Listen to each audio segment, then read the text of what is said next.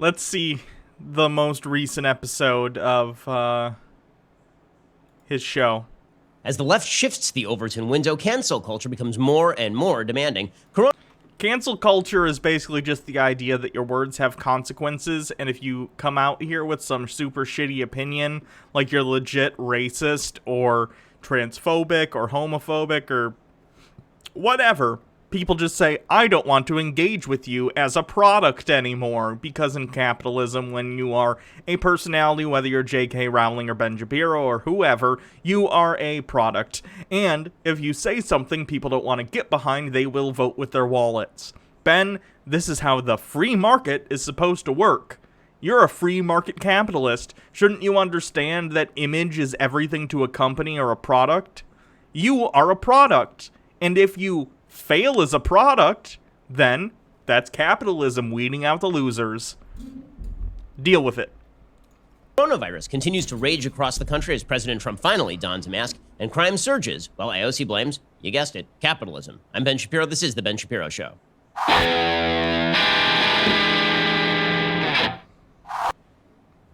This show is sponsored by ExpressVPN. Oh, I don't care about your sponsor. Today. I think there are a lot of president, and the poll seems there we like go. Observation is because there is plenty anonymous. Okay, well, I hope that you had a safe and happy weekend. We're going to get to all the news because there is plenty of it. We begin today with a simple observation. The push to the left is not going to stop if Joe Biden becomes president. I think. Does Ben Shapiro think Joe Biden is some super leftist commie? Because that's the funniest meme I've heard all day. I think there are a lot of people who believe that Joe Biden becoming president simply will let everything get back to normal. And once Joe Biden is president, and the polls seem to reflect this, and once Joe Biden is president, everybody can go back about their business. All the crazy stops. Everybody calms down. The left calms down because Trump is no longer president, and the right calms down because Trump is no longer president. Ideally, but that's not going to fix the issue. The people who voted for Trump are still part of the voter base in this country. Hopefully, we don't get another mask-off fucking racist monster in office, but who knows? But either way, we're going to have contend with what it means to have these people within the voter base now that we know about them in the country. It looks like Mitt Romney, based on his actions and how much he's condemned Trump, is probably trying to bring himself up to bat to run either if Biden wins, probably in 2024, or 2028 if he really, really wants to, but he'll be quite old by that point, and he's already, I think, pretty old, but he looks good for his age. But either way, we have to contend with the fact that there are these disgruntled white voters, many of them male, not all of them though, who have this strange insecurity, whether it be because of economics or because they see that the demographics of the country are changing, and they choose to lash out by electing these weird populist, like, fascist leaders. So it'll be interesting to see what's going to happen over the next decade or so in politics, because we're going to see a shift one way or the other. I think some of these people do legitimately feel concerned because their economic interests haven't been served for the past 20, 30, 40 years or so, especially right-wing politicians, but also liberals have basically towed the corporate line for decades, allowed outsourcing of jobs, not addressed the fact that manufacturing is moving to automation, and left the labor force out to dry. So these are issues that need to be solved. The right solves these issues, as we've seen in economic downturn in, like, Germany in the late 30s and 40s. We've seen how the right handles that kind of thing. Or hopefully we will be able to have a concerted effort on the left to make the gains of capitalism and automation benefit everyone and not just the elite few. But I guess we'll see what happens there. Dude Spanking Dude says, don't forget Kanye West, who might actually run for office next term. We'll see. We'll see. And the joke with Mitt is he's still a disgusting capitalist pig in an environment where people are even more disgusted with robber barons like him. True. True. We'll see what happens, though. The right gets behind wherever the wind is blowing, that's more or less where the right goes. If enough people get behind Mitt and try and frame the next election or the election after that as a return to a return to reasonableness for the Conservative Party or whatever bullshit, they could run Mitt Romney and they could try. I don't know if it would work, especially it would depend upon who Mitt Romney is running against, but that's right, capitalistic propaganda. I think that's what they're aiming for, is a 2024 bid or a 2028 bid by Mitt, on a platform of let's bring the right back to a respectable place. Let's stop being mask off racist and instead be mask on racist. So we'll see. I'm gonna turn my air up real quick. It's pretty hot in here.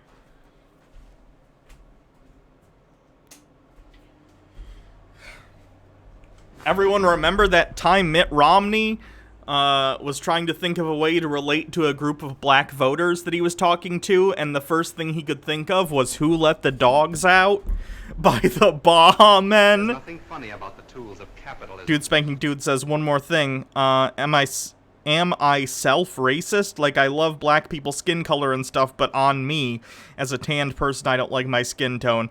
I wish I was white or half Asian colored skin to fit the doll aesthetic. That's an interesting message. Jesus Christ. Thank you for saying this is a cool shirt. Baha got this for me. Let's look at the Who Let the Dogs Out. Mitt. Who Let the Dogs Out? And bear in mind, this did not happen when the Baha Men and Who Let the Dogs Out was a recent thing. This happened like 8 years after the Baha Men were a thing. Let's see when the single Who Let the Dogs Out. Let's see when Who Let the Dogs Out was a thing. Who Let the Dogs Out? 2000. So when Mitt was running in 2008, 8 years after the hit single Who Let the Dogs Out graced this nation, this happened. This is never not funny to me. I want to know where they found this many black people who like Mitt Romney. Hey, how you doing? I was part of a company that economically destroyed your area. What's going on? Mitt Romney here. Mitt was 2012, you're right. John McCain was 2008. So this is 12 years after Who Let the Dogs Out. It's a fucking decade on. I had John McCain and Mitt Romney switched in my head for when they happened. I'm sorry. Oh my goodness. Yeah, and he is also a Mormon. And if you've heard the Book of Mormon, you know, until 1978, black people weren't allowed in the Mormon church. Because according to Mormonism, people with brown skin, their family was cursed with brown skin by God because of some sin they committed. I'm not kidding. I'm not fucking kidding. Look this shit up. They changed that doctrine in 1978.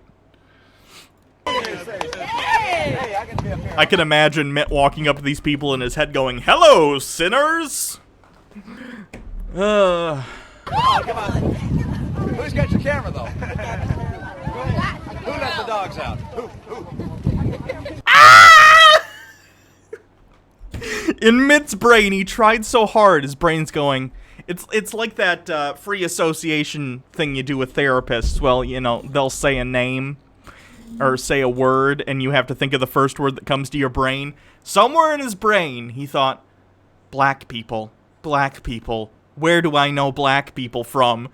And a clip of Who Let the Dogs Out from 12 years prior. Bing! And the neurons fired, and his mouth went, "Who let the dogs out? Who?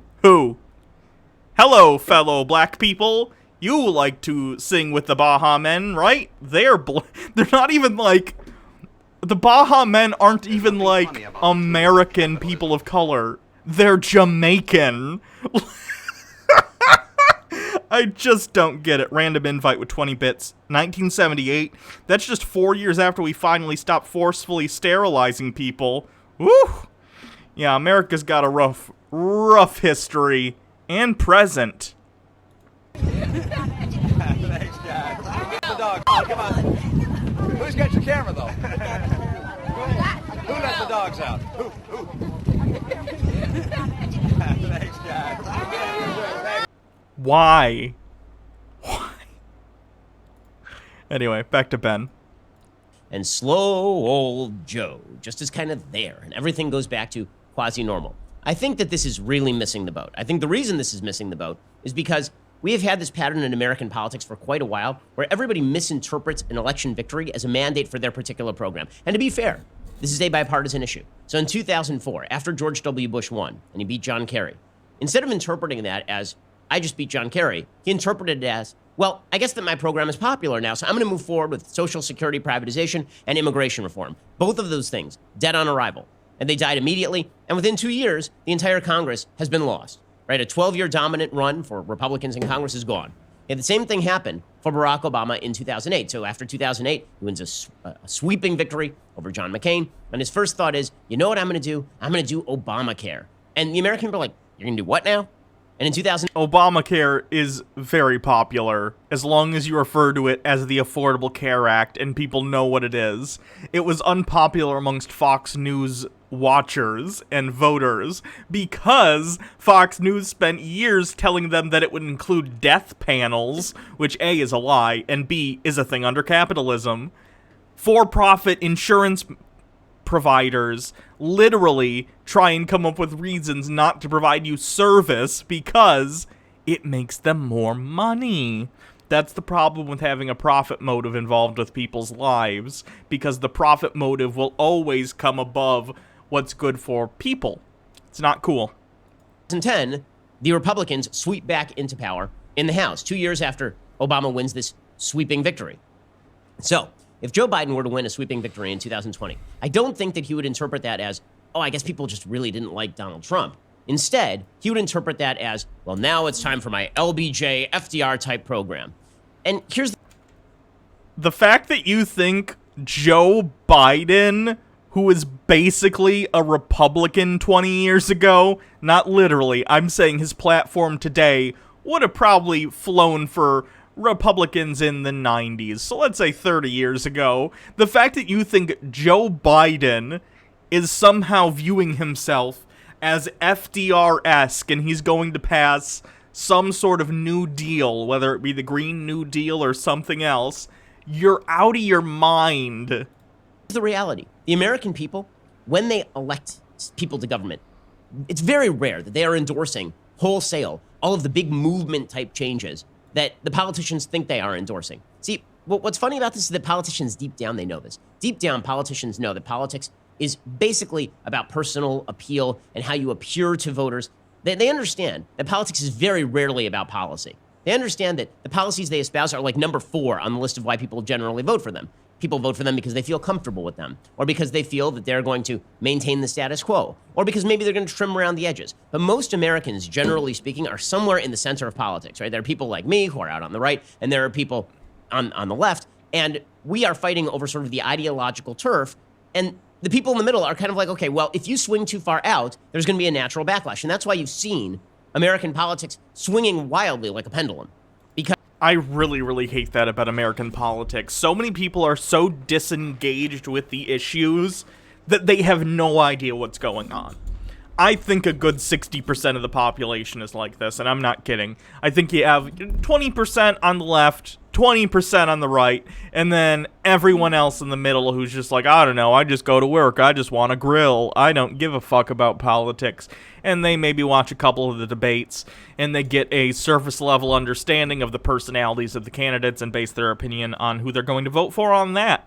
And it is incredibly destructive to our democracy. You need to be informed about the people that you're voting for outside of once every 4 years. You need to be paying attention. You need to read the news. I'm not saying you need to listen to a specific news source.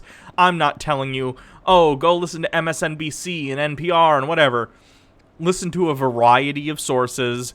AP News is great. They're completely without like any sort of sensationalism. They just print the stories. Make sure you're aware of what is going on in the country and be able to make your own opinions about them. Informed opinions. Because my goodness, let me tell you, the last like 30, 40 years of politics, if you look at it, is basically a slow decline, because every time someone who gets into office who might be able to make some substantive policy change that'll benefit working class people, within 4 to 8 years, all their work gets undone because conservatives come in, because people don't pay attention and they don't know what's going on and they don't know who's supporting what policies or what those policies mean for them. So they're like, I don't know, both parties are the same.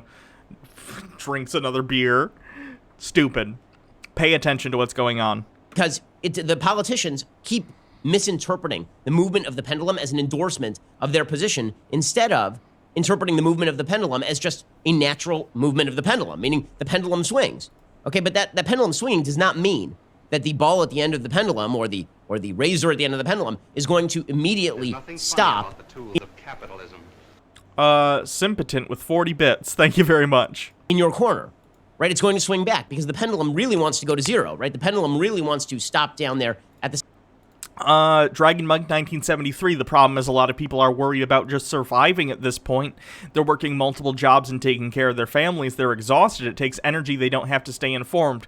But certainly, the solution to those problems is to get people who are in favor of reforms for labor in this country, and that's coming out of maybe not like the center-left liberals, but like leftist politicians, the Justice Democrats, people like that.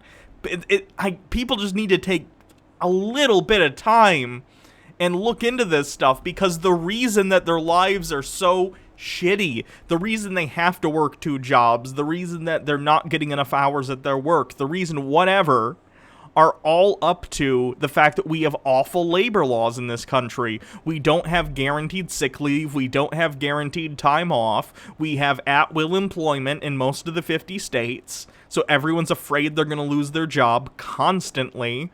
It's ridiculous. And these are all political issues, but it seems like people have this disconnect where they think politics is this thing that happens in Washington, D.C., not this thing that affects every segment of their life and touches everything they do.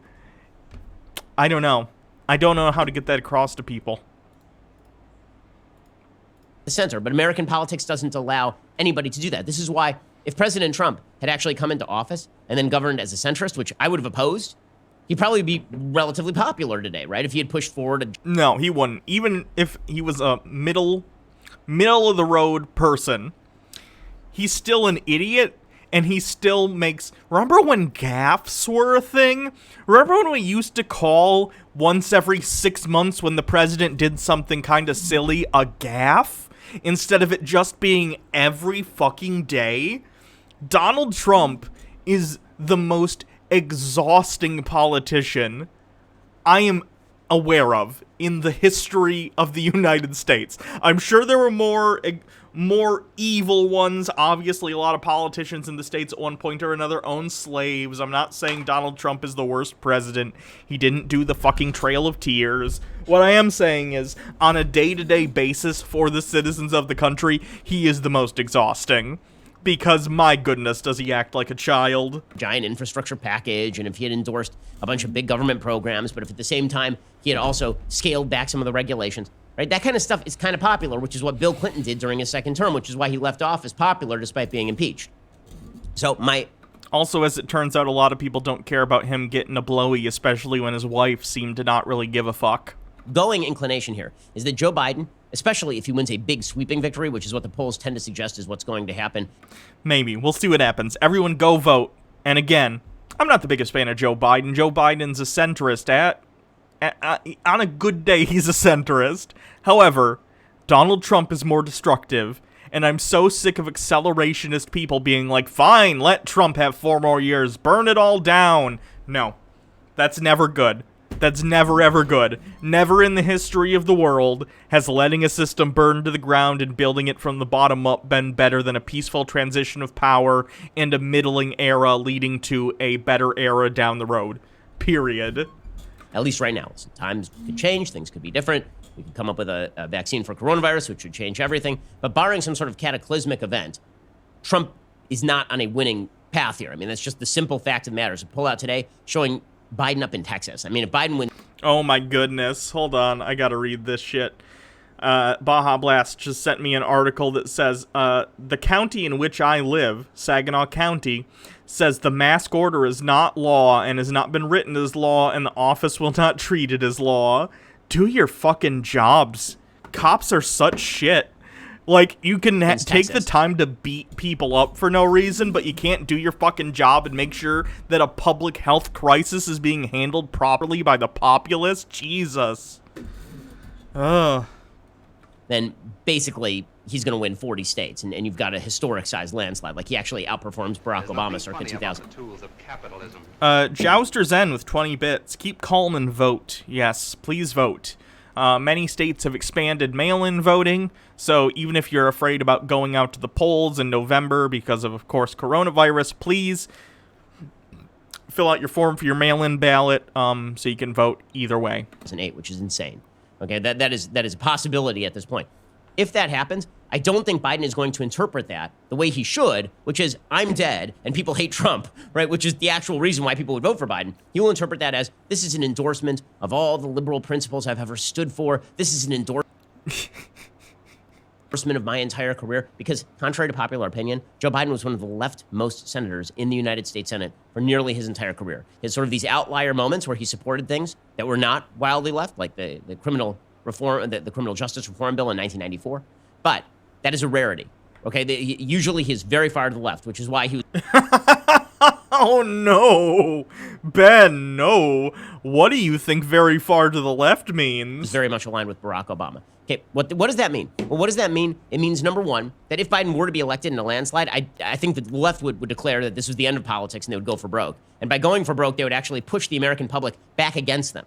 In other words, you could have a situation where Republicans lose the presidency, lose the Senate, and 2 years later, the Republicans are back in Congress. Right? That is a very significant possibility. But the other problem is that with every election, and this is where the right really misses the boat, because the right tends to focus in on politics. I talked about this. Oh my goodness. No, you don't. The right tends to focus on identity politics about being a straight white man, and the fact that the demographics of the country are changing scares you and you want to do something about it. But that's not real political substance. Saying that you don't care whether or not people get health care and you're fine if people die isn't excuse me. It's not political substance. It's being an asshole. Talking about this for weeks. The right tends to focus on electoral politics. They don't tend to focus in on the cultural underpinnings of politics. And so the deck of the ship keeps tilting to the left. Right? It just keeps tilting to the left. And so even though the pendulum does swing back and forth, if the entire base of the pendulum is sliding to the left, that means that the swing between right... We've slid to the left more recently, I think, on... The left has always been winning on social issues. That's because, again, I think most people in the country are capable of empathy, unlike a lot of people on the right. However, fiscally, this country has been very right for a long time, and only just now are we starting to get some people moving further left economically. And I mean just some people. We all here can talk about, like, oh, yeah, leftism, woo, woo, woo. I agree. But it's not a popular opinion amongst people in the United States. They might, if they understood it better, but the messaging in the media and the messaging that people get from day to day is so divorced from this, like, leftist talking points about labor and about how it's important to make sure that you're compensated fairly for your work. It's important to make sure that your boss understands that you are the people who make the company function. They just own the capital. Like, these things are so divorced from people's everyday life, they have no idea it's even something to consider. So, right and left is happening on a ground that is not even. It means that the entire move of the United States is in the wrong direction. We're going to get to this in just 1 second, why the debate matters and why the shift of the debate really, really matters, how the Overton window is shifting far to the left. We're going to get to that in one moment. First, it is literally never a bad idea to save money, and this has never been more true than right at this very instant, with all of the volatility in the economy, with nobody knowing what's coming around the corner, with these COVID spikes. Like, nobody knows. Okay, but one thing that you can certainly do right now is do something responsible for your family, namely, get life insurance and save money while doing it, right? These are two very important things in what is kind of a dangerous I thought he was about to make a point, but no, it's just an ad. Fun. time. Combination. Enjoys to compare. You get started. Oh, genius. It's nice to get it. It's in American. Gotta make those dollar Again, bills. irresponsible human being, make sure your family is taken care of. Okay, so the shift in American politics, the movement of the entire base of the pendulum to the left is the real worry here. Not whatever Joe Biden tries to Oh no, people might be able to get health care. The horror. What's up? do in the next couple of years. Because if Joe Biden is elected president, God forbid, Hello, chat. Ben Shapiro claims to not like Donald Trump, but then he says things like that where he's like, Joe Biden's worse than Donald Trump. What? No. What he will try to do, probably he goes for a public option in the Senate. Maybe he tries to break the filibuster, although I wonder. I mean, I do wonder whether Joe Biden goes along with that. He's a Senate creature. Maybe he does. Maybe he does. If he does, he's making an awful mistake, because the fact is Republicans will eventually retake the Senate, and that will come back to haunt him in exactly the same way that getting rid of the judicial filibuster ended up haunting Democrats when Donald Trump became president. But whatever changes he makes over the next 2 years, I think the American public is going to say it's too much, and they're going to swing back to the other side. They're going to say, listen, we were reacting to Trump. We weren't reacting to we love you. We were reacting to we weren't that big on this Trump guy if Biden is to win a sweeping victory. But that doesn't mean that... It would depend upon what happens over the next 4 years. We have an economic collapse incoming. The Fed right now is still printing tons of money and giving really low-interest loans, trying to prop the economy up. But it's pretty clear, especially if you looked at stuff like the Tesla stock price. Let's take a look. And Tesla isn't the only company, but I just think it's... Ooh! Interesting. It actually has... It's already crashing today, interestingly. It was up to a high of $1,764, and just now it's crashing down to $1,497. This is a 5-year. Look at their 6-month graph. It's crazy. And bear in mind, basically no good news for the company has come out in this amount of time. Yet it, like, jumped up to $1,700 a share. Tesla is still, even with how much it's losing today in value, it looks like, aftermarket, they're down to $1,460. The markets are closed. We'll see what happens tomorrow. But it's the most valuable automaker in the world, completely pushed by speculation. It has nothing to do with the fundamentals of the company. So this is a problem that's happening in the U.S. a lot. Stocks are inflated by speculation bubbles all over the place. And that's going to pop. Whether it's under Donald Trump at the very end or Biden at the beginning, it's going to happen. Mark my fucking words. It's going to happen, and it's going to be bad. That the ground can't shift. So I'm not sanguine about this, and no one should be sanguine about this. There's a piece by a law professor named Amna Akbar, a law professor who studies leftist social movements and apparently teaches at Moritz College of Law at Ohio State University. And this person has a piece called "The Left is Remaking the World." The professor writes, "The uprisings in response to the killing of George Floyd are far different from anything that has come before. Not just because they may be the largest in our history or that 7 weeks in, people are still in the streets, but also because for the last few years, organizers have been thinking boldly.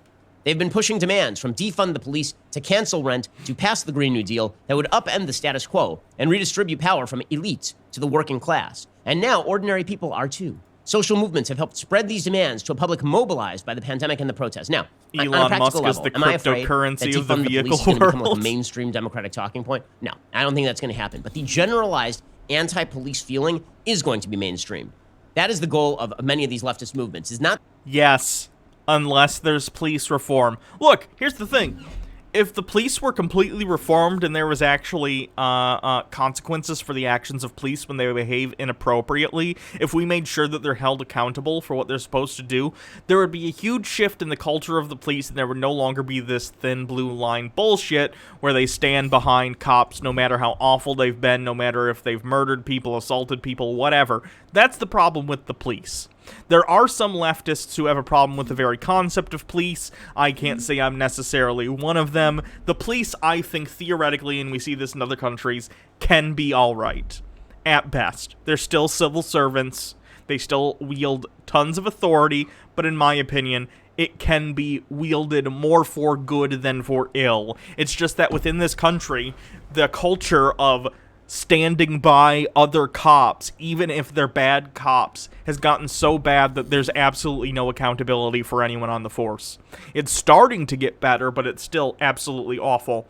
So that's something we need to do. And if over the like 20, 30 years from now, I don't know, we do sweeping police reforms, a lot of the old people who we're used to way things used to be, retire out, we get new trainees, we entirely reform the training system into a more community-focused, not so adversarial program that highlights de-escalation.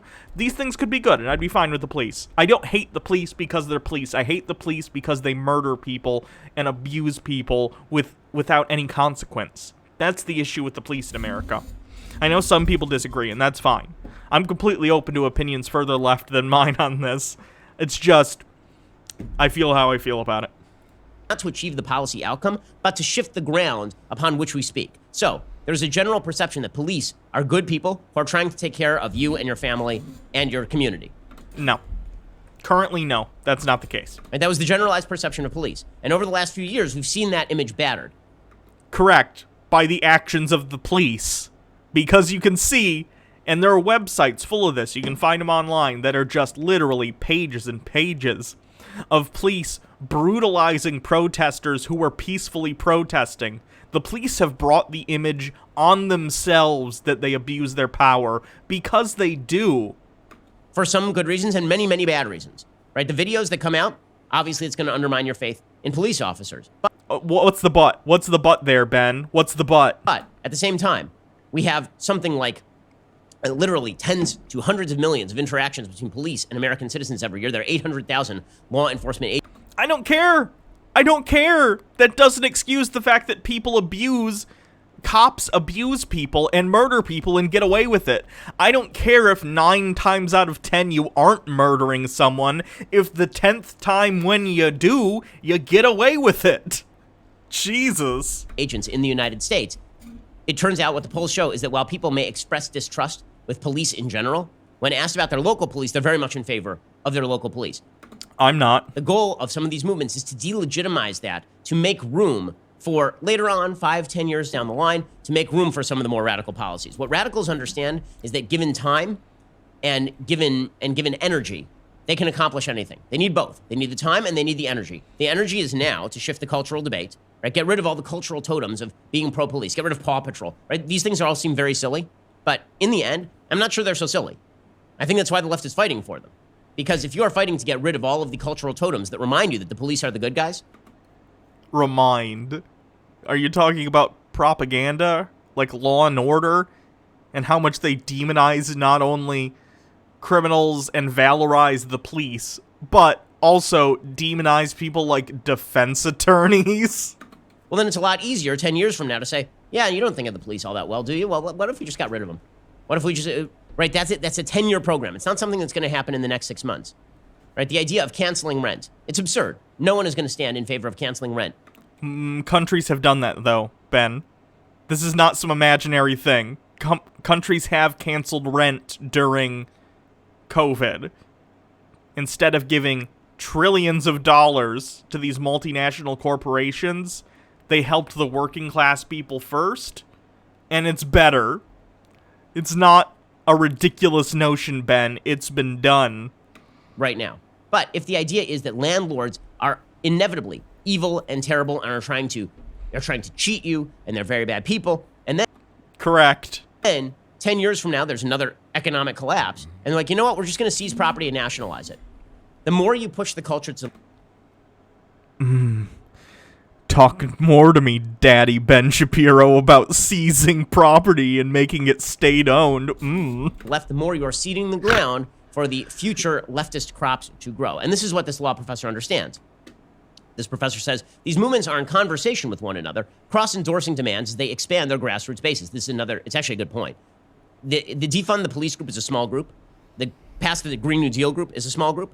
But then what they do, and you've seen this on... I don't think the Pass the Green New Deal group is that small on the left. That's a position even liberals can get behind, because liberals love things that you can go rah, rah, rah behind, and, like, they can visualize it in their head, like, yeah, Green New Deal, solar panels, and smart cars, which I do think these things are good, and electric cars and all that stuff, but, like, that's a very liberal thing that you can be like, Green New Deal! I know what the New Deal is. I know what green energy is. I saw it on Bill Nye. Hooray! We beat the global warming. Seems like a pretty, liberal-friendly policy. College campuses. They unite forces against the broader infrastructure. It's not like everybody in the defund the police group gives a damn about the Green New Deal. And it's not like everybody in the Green New Deal gives a damn about defund the police. But when you put them together in opposition to X being the system, well then, you can sometimes forge a coalition of power. That's something that I think the right doesn't really understand, and they haven't understood since they courted the evangelicals into the party during Reagan. Political ally making is incredibly important. So people on the left who more or less agree with each other, even if they aren't pushing for the same things, if we all group up and we try and push for things as a whole, it's much more effective than trying to push individually on each of these issues. And again, the right used to understand this. They did this when they brought the evangelicals into the fold and said, evangelical Christians, come and vote Republican.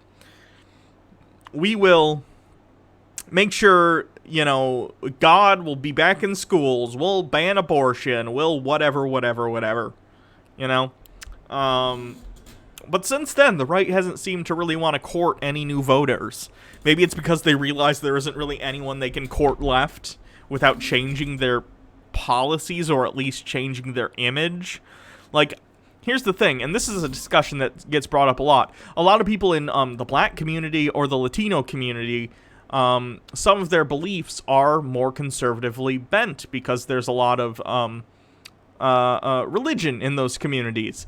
Not that there isn't in white communities, but the same sort of political views that come out of Christianity in white people can be extrapolated out to minority communities. So, like, there might be someone who's a black voter who would normally want lower taxes, who would normally want to limit abortion access, whatever. However, they're not going to vote for someone on the right because people on the right really, really seem to dislike black people, right? So the right needs to understand if it wants to continue and survive without tons of rigging, and they still do this with, like, voter suppression and all stuff like that and gerrymandering. But even that won't be enough to save them longer term. I'm talking 20, 30, 40 years with the demographic changes that are happening in this country. They need to change, or they're going to have no voters. Cancel the rent campaigns have joined the call to defund the police. This month, racial, climate, and economic justice organizations are hosting a 4-day crash course on defunding the police. Each demand demonstrates a new Marcus attitude Drake, among leftist thank you for social following. movements. They don't want to reduce police violence or sidestep our environmentally unsustainable global supply chain or create grace periods for late rent. These are the responses of reformers and policy elites. Instead, the people making these demands want a new society. Here it is. They want a break from prisons and the police, from carbon and rent. Okay, let's just make a couple of points here. If you took that sentence seriously, you'd be talking about the end of civilization, right? A break. Civilization is built on prisons and my right to do rent-seeking behavior. Ben, what? No. From prisons and the police would mean the purge. It means all the criminals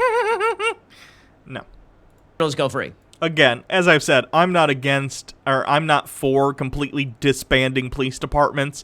I haven't seen, and this could change, by the way. I fully admit all my positions are tentative, and they could change with new evidence, but I haven't seen the evidence that community self-policing initiatives, citizens policing themselves, I haven't seen evidence that will work most of the time. Again, I could be wrong. Some cities are going to be trying this at larger scale, and I'll be looking at those closely and shift my opinion accordingly. But it's not about, for most people, disbanding the police. It's about demilitarization and changing how they're trained and making sure they're held accountable. These are not huge demands. It's putting our police force in line with the rest of the Western world in order to make sure that they aren't killing people. A break from carbon means basically every fuel that you use right now goes away. It's not a break from carbon, Ben. It's a carbon tax, which would usher in, and again, bear in mind, I'm talking about this strictly from a capitalist perspective. Businesses do not do things without a financial incentive. Businesses do not do things without a financial incentive. So to get businesses to focus on renewable energy and making sure that they watch how much carbon they're releasing into the atmosphere, whatever they happen to be doing or manufacturing or whatever, is to place a carbon tax. And the more pollution that they spew out, which is going to kill us, Ben, the more they have to pay. And that's going to shift their focus because they care about money, because they are a business and they only care about monetary gain or loss. They're going to shift their policies accordingly, and that's a good thing. That's the entire intent of a carbon tax, Ben. thank you to Dudes Banking Dudes for a bit. Want to point this out, surprisingly, after seeing Thought Slime's video on The Purge. The Purge is about classism. The reason for the Purge is to purge poor people. Yeah. I thought that was clear. I thought that was clear that that's the subtext of the movie, that the rich, like, even Rick and Morty made fun of this when they did their Look Who's Purging Now episode. In fairness, you have to have a very high IQ to understand Rick and Morty. He turned into a pickle, the funniest shit I've ever seen. Immediately. A break from rent means no... See, those are old memes, Ben, but at least they're from, like, this year. Jesus. Or last year. one builds another unit ever. Right? They just stop. There's no more real estate development anywhere in the United States, and all the landlords abandon their buildings. And then who takes care of the buildings? Right? This means the collapse of civilization is what they are calling. Ben, homeowners are able to take care of their own buildings. I own this house, and if the water heater breaks, it's on me to fix it. All you're doing by providing rent is artificially inflating property prices because you've now made that property unavailable to the market. You've lowered the overall supply of houses available, thus artificially inflating the market. Every house in my neighborhood that rents out is theoretically upping the price of property because there are fewer houses to buy in the area because someone who isn't living there is squatting on it in order to rent it out to someone else to make a profit. And I say this as someone, I've talked about this with Baja Blast. Fun fact. I'm just going to tell you. If we end up, when we move out, end up moving in together, like sometime end of the year, next year, whatever, I'm probably we're gonna rent a house down by her place, and I'm gonna end up renting this house out, even though I still own it. I'm gonna be a dirty, dirty landlord. But you know what? That's not good for the community. It's a way for me to utilize the property that I own to make a profit. It's wrong. I'm still gonna do it, but it's fucking wrong.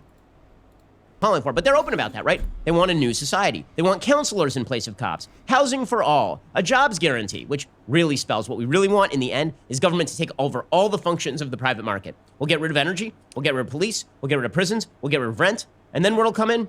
A big friendly government to give you a hug. Well, many people find this naive. Why do they act like we think that the government's the best fucking thing ever?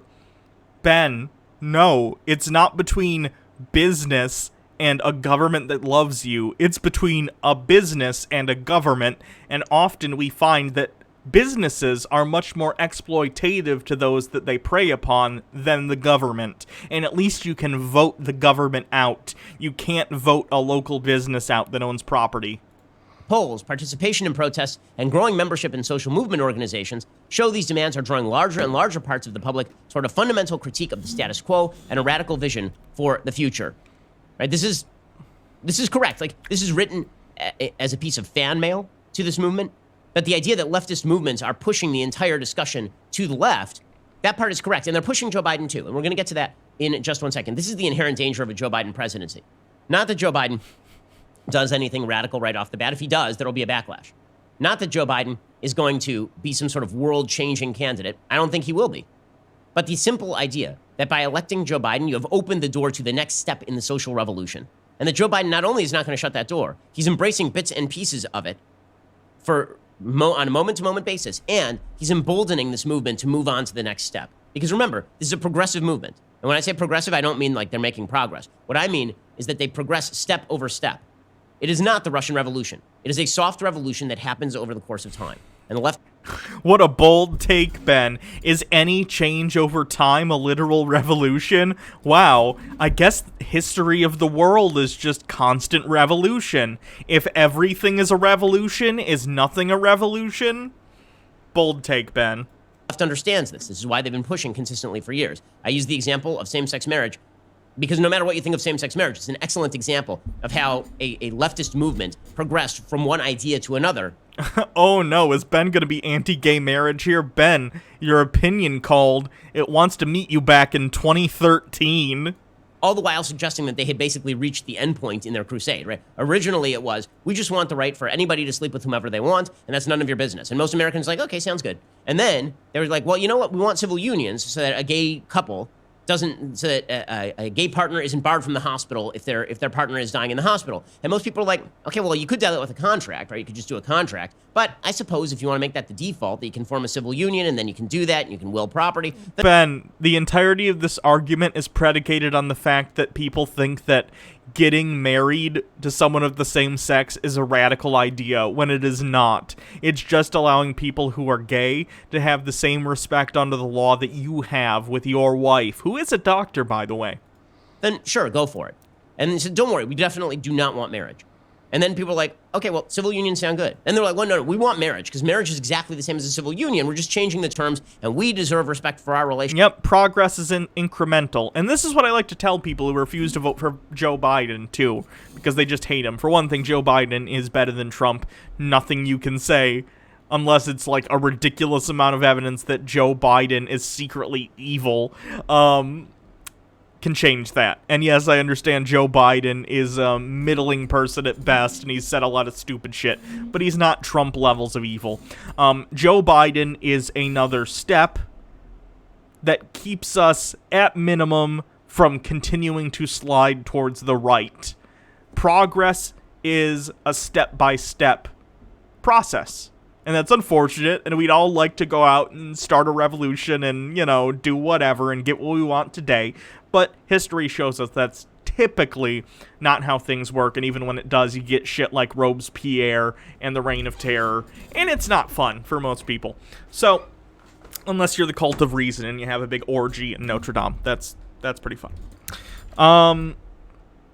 So, what we need to do is make progress step by step. I agree, Ben, but this isn't a bad thing. It's not a bad thing. And actually, most Americans eventually started to be like, well, you know, I'm not comfortable with equating traditional marriage and same-sex marriage, but your argument that it's not going to affect my marriage and it doesn't really affect my life, okay.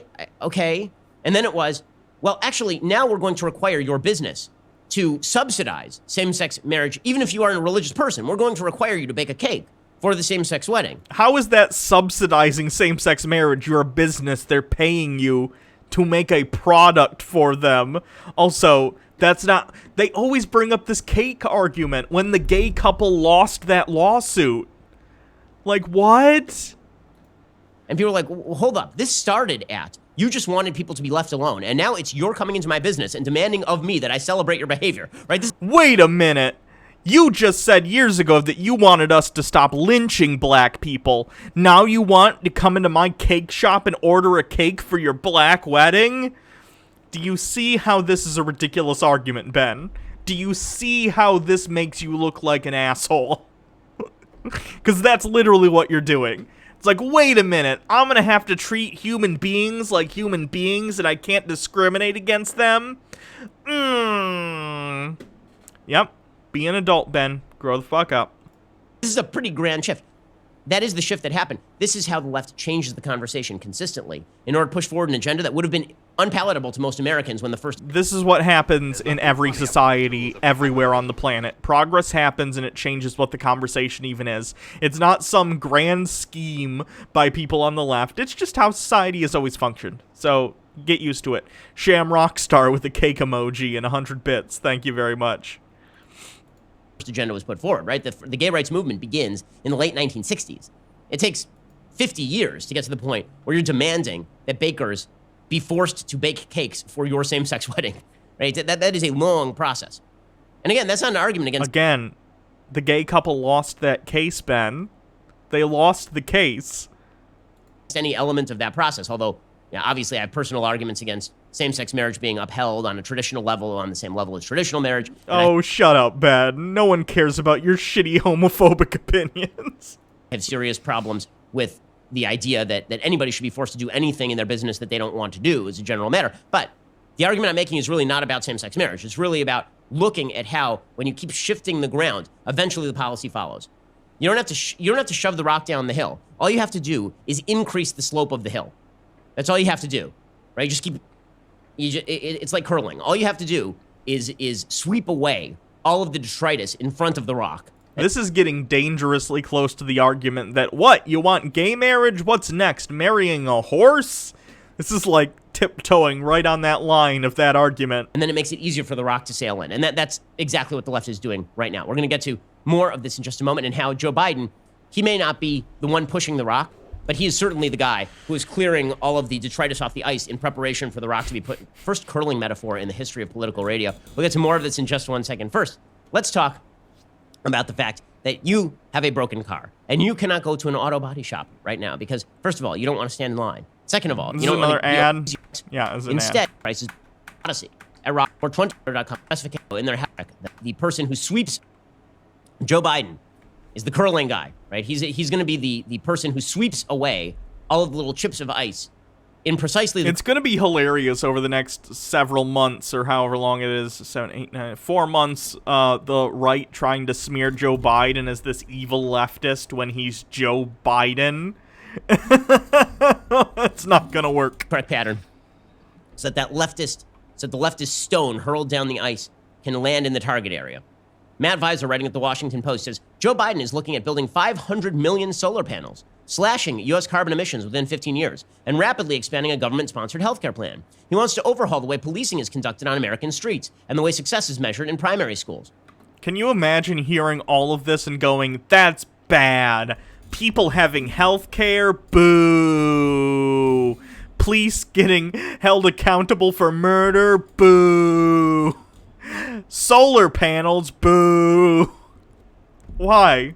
Why do you have an emotional connection to your fossil fuel? The evidence has shown that continued use of fossil fuels is already to a point where it's going to cause severe negative impacts on us. At this point, what we're doing is trying to make sure the airbag is deployed. We're already going to crash.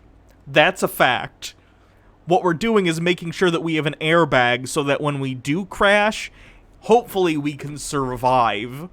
And solar panels and other forms of renewable energy, whether they be windmills or hydroelectric power, whatever, these things are all steps, and nuclear, all steps that can help us get off of the dependence on this fuel that is literally covering our atmosphere, intermixing with our atmosphere, and creating a blanket around it that makes it more difficult for heat to disperse. It's very simple, Ben. That's not a radical idea. It'd be like if you were on the Titanic and it was sinking and the captain was yelling, "Get into the lifeboats!" And you're like, you want me to get into that lifeboat and go down into the water where it's cold? This is radical leftism at its worst. At its worst, Captain. Captain. Have you heard of the slippery slope argument, Captain? Like, Ben, we know it's not good. We understand that it's a lot of hard work. But you can either get in the lifeboat or fucking die. Like... Wait a second, doesn't that sound like a very soft version of everything that we just read about in that piece 1 second ago? Right? The overhauling the way policing is conducted, that is the soft corollary of defund the police. Building 500 million solar panels, that is the soft corollary of the Green New Deal. Slashing U.S. carbon emissions, that is the soft corollary of getting rid of carbon. Ben, why do you have an emotional attachment to carbon? Why do you care? Right? These are all soft corollaries. All he's doing is helping to shift the ground. And this is what Democrats understand in a way Republicans do not. Even Republicans in power never try to shift the culture. Instead, what they attempt to do is shift the politics, right? They'll shift the tax rates or something, right? Arcana Stamper Blackwell says, do conservatives not realize rebuilding our infrastructure around a green smart grid will create decades of well-paid government jobs? I think they do, and that's the problem. That would show that the government can be effective in helping the population, both in creating jobs and creating sustainable infrastructure for them. It would show that like 30, 40, 50 years or whatever of Reaganomic bullshit saying that the government is not the solution to our problems, the government is the problem, is all bullshit. And they've been defunding the government for decades just to line their own pockets. They can't have government be effective because if it is, it shows that it's all been a scam to lower their taxes. It's so ridiculous. They'll appoint some good judges because Republicans still have a fundamental disconnect as to what government has become in American life. Government is not merely the promulgator of policy. Government is now the promulgator of morality. This is what the left has understood. They've used government as the substitute for religion and God and social institutions. You could make the same argument about the Civil Rights Act, Ben. So please stop. And so whatever government approves and whatever government actors say, this is why most Americans look to the president for leadership. If you ask, I don't know if that's true. Not anymore, at least. Maybe in the long decades past of 2012, 2016, prior to that. But honestly, most people, I don't think, view the president as, like, a leader. At least they won't for a long time. The institution of the presidency has been fucking torn to shreds. Daddy Sume with 10 bits. Hello, Daddy Sume says. And he isn't giving any away. asked most Americans at the beginning of the Republic, they'd be like, that's weird. Like, we need a strong leader because otherwise the country is going to fall apart. We need George Washington. But then, basically, I mean... Goddamn Abraham Lincoln. Telling the Confederates they can't own slaves. Since when is the government policing morality? This is your argument, Ben.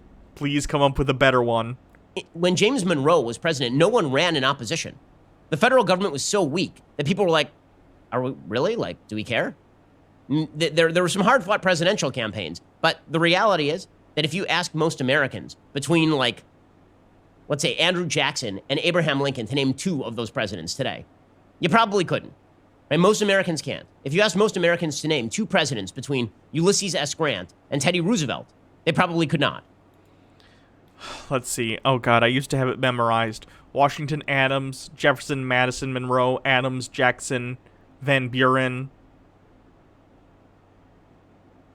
That's all I can remember. Right? And, I mean, I'm not just speaking of general American ignorance. I'm talking about the role of American government in American life. Now, most Americans are like, I need my president to be a great moral leader. I've never thought you need a president to be a great moral leader. I prefer you be a moral person, but I don't think that you need the president to be he's not the person you go to for great moral advice or for a vision of the world. But because government has become so powerful, the part of the presidency that involves speaking about the nature of American culture and America herself has become more and more important. And the policymaking end has become sort of the trailing after effect. Right? The direction in which we move the country ends up being the chief forward-going factor. And then what follows is the policy. This is why, for example, the bleed over from Reagan, really reshifting the conversation, doesn't even happen during the Reagan administration. It happens when Bill Clinton has to cut capital gains taxes and when Bill Clinton has to put in place welfare reform.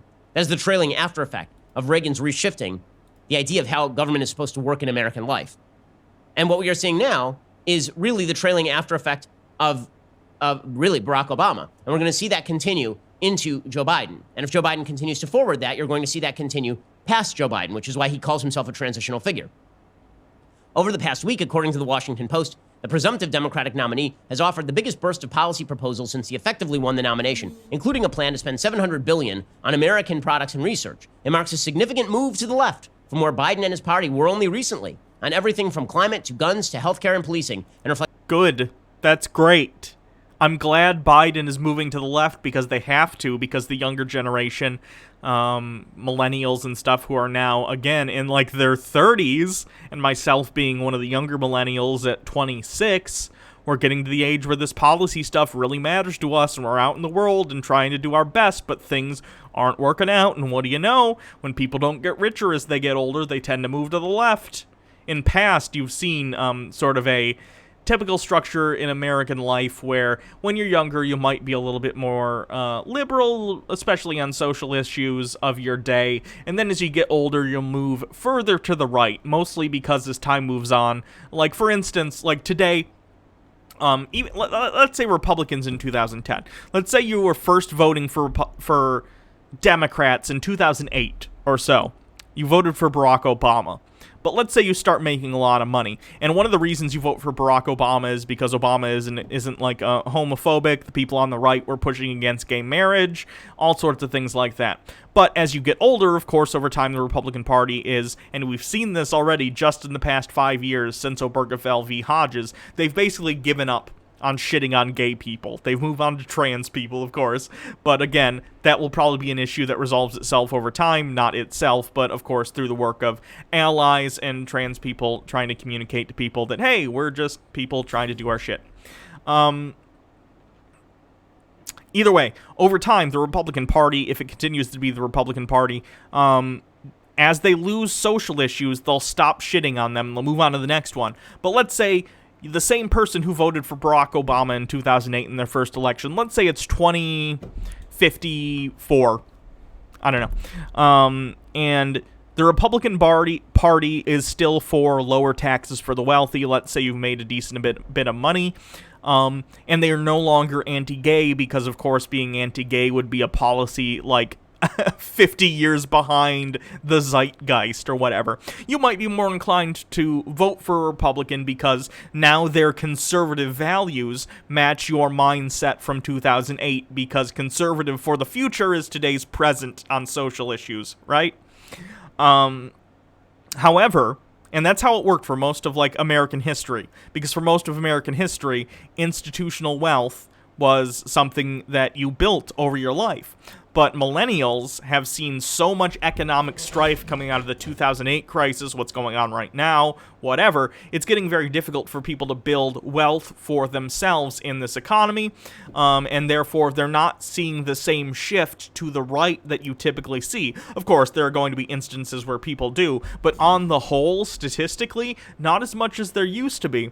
So it's going to be interesting to see what happens over the next 30 years or so, as millennials become, the dominant voting bloc in this country over the next 30, 40 years or so, and seeing how those policy decisions, which will shift more leftward, affect the country, hopefully positively, and we'll also see what happens as, Zoomers get up there. And are the first Zoomers voting yet? They must be, because I'm one of the younger millennials and I'm 26, so Zoomers must already have started voting. But I'm not exactly sure how a lot of their political positions are. Reflects a fundamental shift in the political landscape. Why? Well, because number one, Biden thinks he's going to win big, and so he can get very, very progressive. Right? According to the Washington Post, it's a remarkable turn for a candidate who was once defined by incrementalism, but is now attempting to show voters how he'd grapple. In a little bit, we'll probably call it a day on Ben Shapiro, because we've been here for an hour and a half, and we've only covered Ben. Well, tens of and we're not even halfway through this video, so. Thousands of Americans dying from a global pandemic, an economy in tatters, and a country racked by a reckoning over racism. And so he's moving far to the left, and he's doing so very quickly. Now, again, that bears political danger for the Democratic Party in the near term, but it does mean that everything is being shoved to the left. It also explains why, on the show, I spend a lot of time focusing on what I call the radical left, because I think the radical left becomes the mainstream Democratic Party within about 5 years. I would argue the same thing about the Republican Party. I wouldn't imagine back when Mitt Romney was running for president, even back in 2012, that the Republican Party would become what it has under Trump.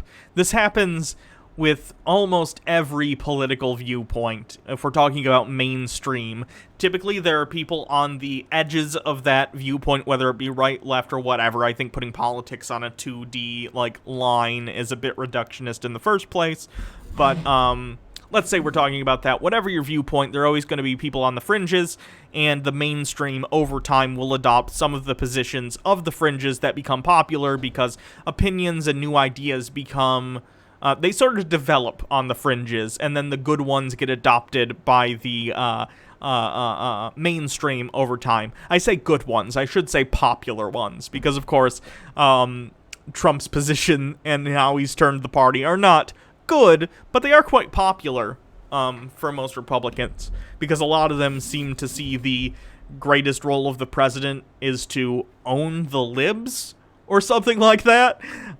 So that sort of political shit-flinging and being a general asshat is popular. It was originally a thing that was mostly in the fringes, and the actual politicians and Republicans running for president would be pretty mask on. They'd still push the same policies that would disproportionately hurt minorities in this country, and of course shit all over the working class. But they at least did it with a smile, and they did it while being kind to you. Donald Trump has taken this fringe Fox News viewer, racist uncle at Thanksgiving dinner personality and made it mainstream. So we'll see. We'll see what happens as the years go on after Donald Trump. Basically, it's just a lead time. To either stop the radical left now, or that is going to be the mainstream Democratic Party that you are fighting within the next 5 years. Candace Amber Blackwell says, I'm a Zoomer and I'm a Democrat market socialist. Most of my friends are at least center-left. The internet seems to have made us all really open-minded. That'd be great. I would love if in the future the Republican Party more or less becomes what the mainstream Democratic Party has been for the past 10 years or so. You know, still very corporatist, corporate interest, whatever, but they'd be the right-leaning party, and then the Democrats would become the actual leftist party that works for labor. That'd be fine, because I still want a balance. I still think it's good. I don't want a one-party system, you know, but it's just that the far right in this country has gotten so far right, and even the mainstream right has gotten so far right that it's, like, absurd. So there needs to be a shift of the Overton window back towards the left. And I know Ben here is saying we've moved super far left, but really we haven't. The country's been moving right for a very long time, and what we're seeing now is a course correction back to a more reasonable area of the Overton window, I think. But who knows? Anyway, I think we're gonna call it a day on Ben Shapiro, because again, we're only 20 minutes into this, and if I keep going, we'll be here all day.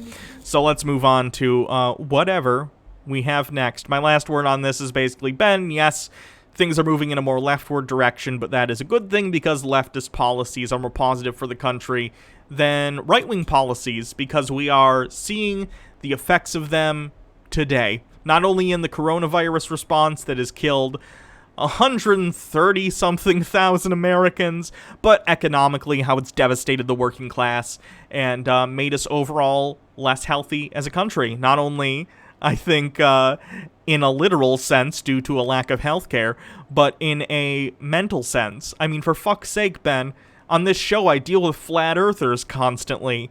So, I don't know. What Ben sees as a negative, I see as overall a great move for the country. And while Joe Biden was not my first choice as the presumptive nominee, I was a Bernie voter. At the end of the day, he's still better than Trump, and I'm going to vote for him in the hopes that in the future, and I will work towards this in the future by campaigning for whoever the future super progressive leftist Bernie type Democratic socialist candidates may or may not be. So, yeah, that's going to be it for Ben today.